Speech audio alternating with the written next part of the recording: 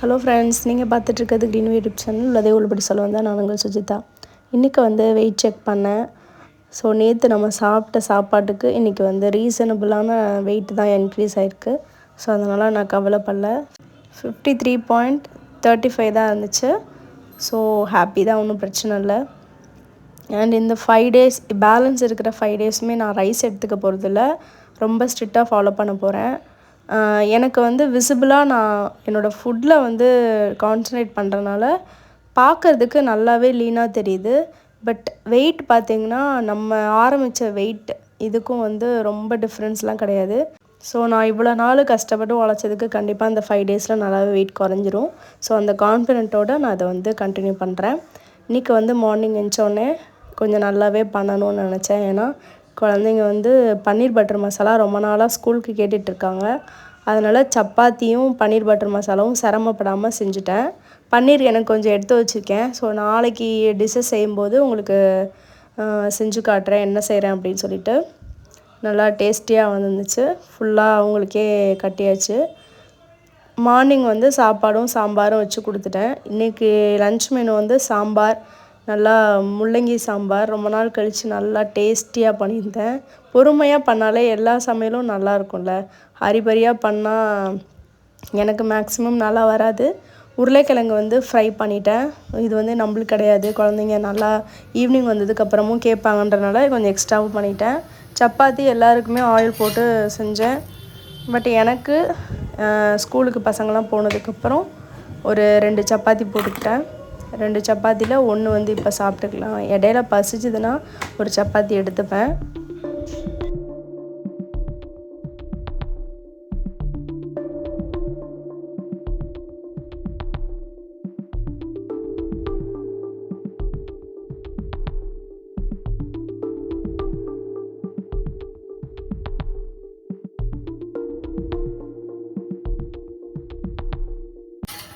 இப்போ எனக்கு டயட் சப்பாத்தி போட்டுட்ருக்கேன். மார்னிங் ஒரு சப்பாத்தியோட பன்னீர் பட்டர் மசாலா வச்சு சாப்பிட போகிறேன்.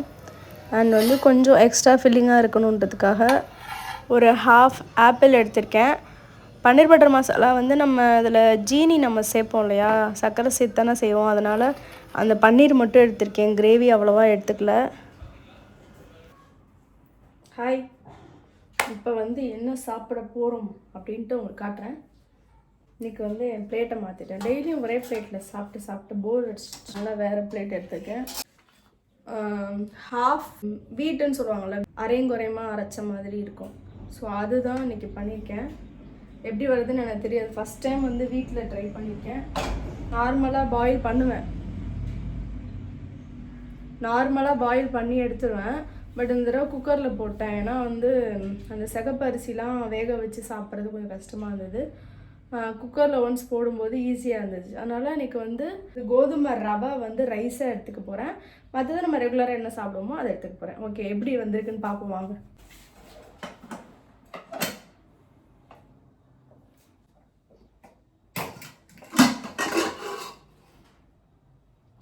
Not bad. It came well. Super. இது பாருங்க, தெரியுதா? நல்லா வந்திருக்குங்க. ஆனால் கொஞ்சம் வாட்டரியாக இருக்குது. பட் ஓகே தான். ஓகேவா?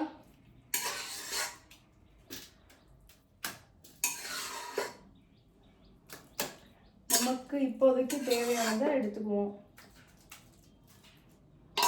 ஏன்னா இந்த ரைஸ் கொஞ்சம் எக்ஸ்ட்ரா சாப்பிட்லாம், அதுவும் பிரச்சனை இல்லை. ரெகுலராக சாப்பிட்றத விட கொஞ்சம் எக்ஸ்ட்ரா எடுத்துக்கலாம். அப்புறம் காலையில் செஞ்ச பன்னீர் பட்டர் மசாலா கிரேவி கொஞ்சம் இருக்குது, அது கொஞ்சம் வச்சுக்கலாம். சும்மா லைட்டாக ஊறுகா மாதிரி. 2 பாயில்டு எக் 2 சாப்பிட போகிறேன் இன்றைக்கி. ஏன்னா கொஞ்சம் எனக்கு ஈவினிங் பசிக்கூடாது. இன்றைக்கும் நான் ஈவினிங் சாப்பிட மாட்டேன். ஈவினிங் ஏதாவது ஃப்ரூட்ஸு, ஏதாவது தானிய வகைகள், அது மாதிரி ஏதாவது சாப்பிட்டுக்கலான் இருக்கேன். ஏன்னா இன்னும் 4 days தான் இருக்குது. 13th அன்றைக்கி நான் ரிசல்ட்டை போடணும். அதனால் கொஞ்சம் ஸ்ட்ரிக்டாக ஃபாலோ பண்ணணும். அட்லீஸ்ட் இந்த 52ன்றதையாவது தாண்டணும். நான் பார்க்கலாம், நம்ம நினைக்கிறது நடக்குதா. நம்ம நினைக்கிற எல்லாமே நடக்கிறது இல்லை.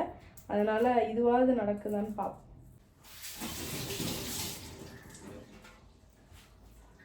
எக்கு வந்து நம்மளை அதிகமான பசியிலேருந்து கொஞ்சம் காப்பாற்றும்.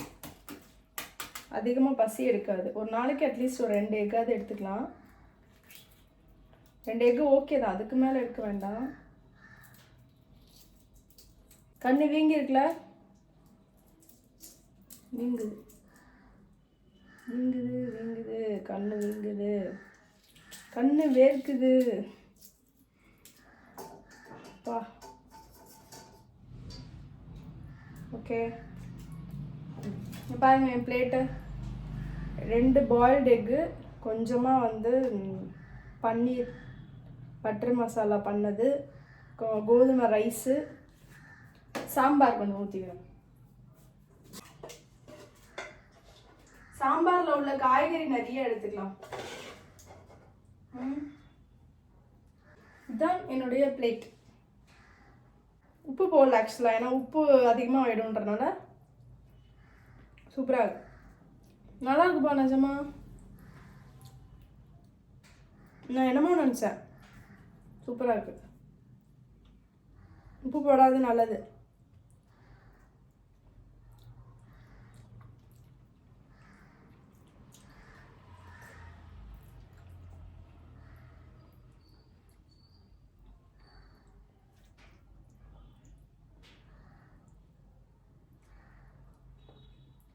ரெண்டும் ஏதாவது டிஃப்ரென்ஸ் தெரியுதா 10 நாளில்?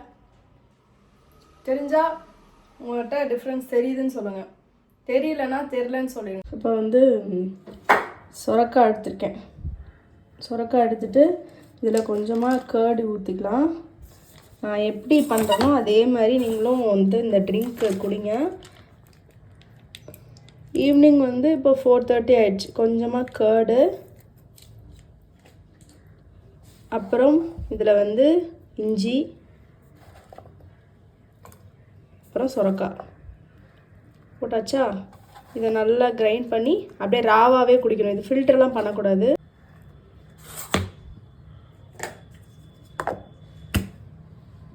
நல்லா பீச்சுண்டு அடிச்சிருச்சு. வீடியோ எடுக்கிற இதில் வந்து தண்ணி அளவு கவனிக்கல. So sad. பட் இருந்தாலும் நம்மளோட ஃபில்லிங் வந்து ரெடி ஆயிடுச்சு. இதை வந்து அப்படியே இதில் ஊற்ற வேண்டியதான். கொஞ்சம் நல்லா வாட்டர், இவ்வளோ தூரம் எக்ஸ்ட்ரா வாட்டர் எடுத்துக்கோங்க.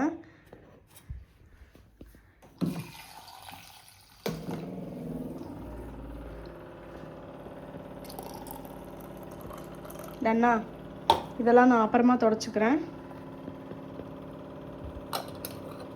பண்ணுறதெல்லாம் 7:30 வேலை தான்.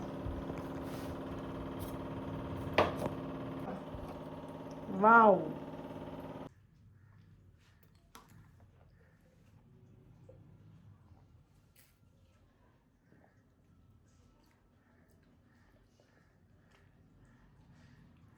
சூப்பராக இருக்கு.